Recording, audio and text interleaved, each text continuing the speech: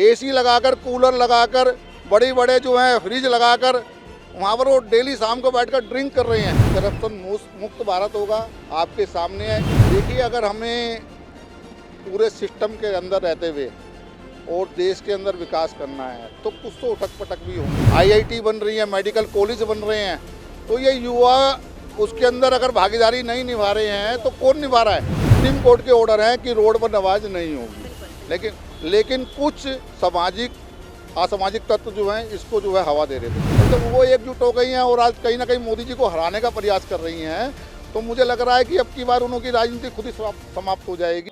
नमस्कार, मैं कशिश और स्वागत है आपका लीड इन भारत में। चाय पे चर्चा की जाएगी। आपको बता दें कि मोदी जी को भी लगातार इसी नाम से ही जाना जाता है कि चाय वाला कहकर लगातार उनको पुकारा जाता है और आज चाय वाला देश को संभाल रहा है, विदेशों में नाम कर रहा है, डंका बजा रहा है। कम बात थोड़ी है। अब यहाँ पर चाय पे चर्चा कर रहे हैं। देखा जाए पहले तो स्टॉल के बारे में मैं आपको बता देती हूँ। ये पूरा स्टॉल है जिसमें लिखा है कि नमो टी स्टॉल, और यहाँ पर नमो टी स्टॉल के साथ साथ देश की एक ही गारंटी, मोदी की गारंटी की बात की गई है। तो सीधा बात करेंगे, यहाँ पे निगम पार्षद जी है मनोज कुमार जी। सर, यहाँ पर अगर देखा जाए चाय पे चर्चा, उसके बाद मोदी जी की गारंटी, पूरा एक ही मेल जोल लगता है। देखिए, मोदी जी की तो गारंटी है कि विकास राष्ट्र का 100% करेंगे।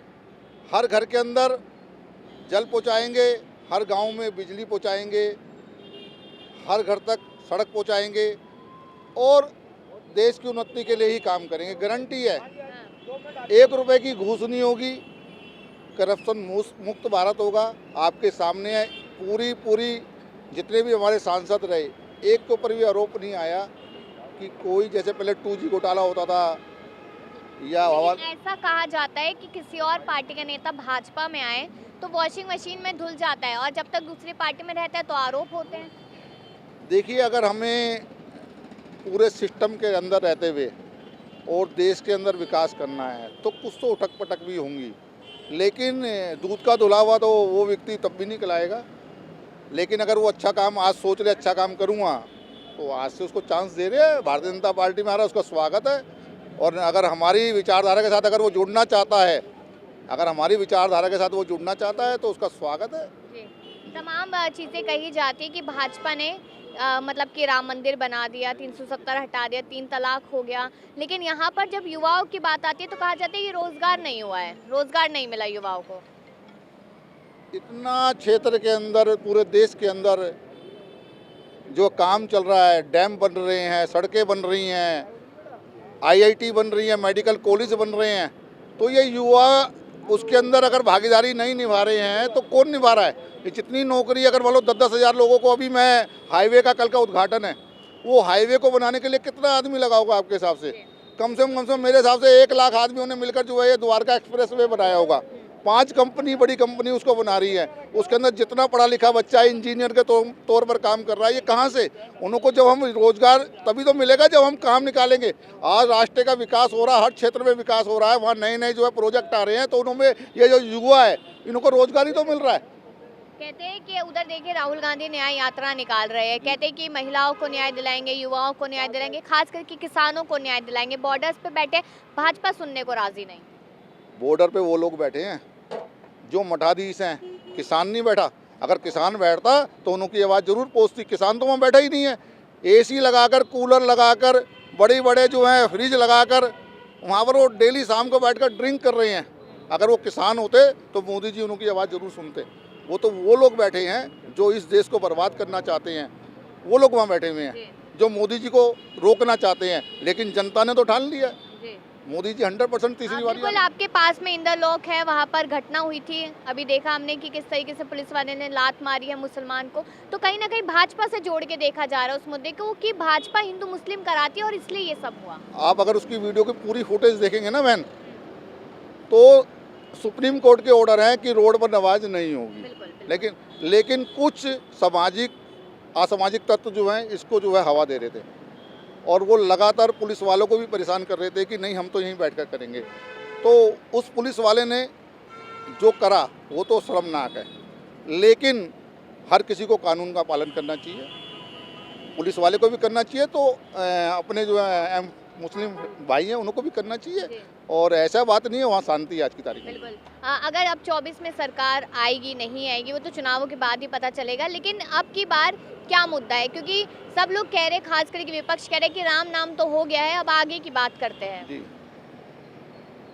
हमारे पास जो हमारे 2014 में मुद्दे थे, 2019 में मुद्दे थे, लगभग हमने सब पे काम कर लिया है। अब उनको कहने के लिए कुछ बचा नहीं। अब उनका एक ही टारगेट है कि मोदी जी को कैसे टारगेट करें। मोदी जी टारगेट हो नहीं रहे हैं उनसे। सारे एकजुट हो गए हैं, सारी पार्टियां जो परिवारवाद वाली पार्टी है सारी एकजुट हो गई हैं। और जब वो एकजुट हो गई हैं और आज कहीं ना कहीं मोदी जी को हराने का प्रयास कर रही हैं, तो मुझे लग रहा है कि अब की बार उनकी राजनीति खुद ही समाप्त हो जाएगी। जितनी भी राष्ट्र को नीचा दिखाने का काम करने वाली पार्टियां हैं या अपने परिवार के लिए सिर्फ राजनीति करने वाली पार्टियां, इन सब की हार हो जाएगी। हमारे प्रधानमंत्री तो ऐसे हैं, अभी आपने देखा 3 स्टेट के अंदर मुख्यमंत्री कैसे लेकर आए, किसी को सपने में भी नहीं आ सकता था। राजस्थान देख लीजिए आप, मध्य प्रदेश देख लीजिए, ऐसा नहीं है। यहाँ पर तो एक गरीब चाय बेचने वाले का बच्चा प्रधानमंत्री बन सकता है। उन पार्टियों में तो जो बनेगा उनके परिवार का बनेगा। सत्ता चलाएंगे तो उनके परिवार के लोग ही चलाएंगे। हमारे यहाँ ऐसा नहीं होता। हमारी पार्टी की ऐसी पराकाष्ठा। आपने कैसे सोचा कि चाय पे चर्चा हो, टी स्टॉल लगाया जाए और निःशुल्क चाय पिलाई जाए लोगों को, कैसे सोचा आपने? आप देखिए ना, आप इनसे बात कीजिए, ये मोदी जी को चाहते नहीं चाहते हैं। हमने तो हाँ पूछिए ना, पूछिए। क्या मोदी जी आ रहे हैं 24 में? अब जी बिल्कुल आएंगे, हाँ। बिल्कुल आएंगे, इसमें कोई शक की बात नहीं है। हमारे नरेंद्र मोदी ने जो इतना काम कर रखा है, हमारे क्षेत्रीय निगम पार्षद मनोज जिंदल जी हैं, ये सार्थक है। जो हमारी युवा कार्यकर्ता हैं सब साथ लगे हुए हैं और हमारे नगर में जो भी कार्य हो रहा है मोदी जी अथक प्रयासों से हमारे मनोज जिंदल पार्षद जी द्वारा जी। सब मिलजुल के काम कर रहे हैं। बिल्कुल, बिल्कुल। मोदी जी आएंगे। एक चाय मोदी जी के नाम। हाँ मोदी जी का नाम है जी। हाँ जी अच्छा, तो आ रहे हैं मोदी जी? बिल्कुल आएंगे, फुल बमत से आएंगे। कहते हैं मोदी जी गरीबों के मसीहा हैं। हाँ बिल्कुल मसीहा जी, आप बिल्कुल। भी मोदी जी के नाम कर रहे हैं चाय? हाँ हाँ बिल्कुल।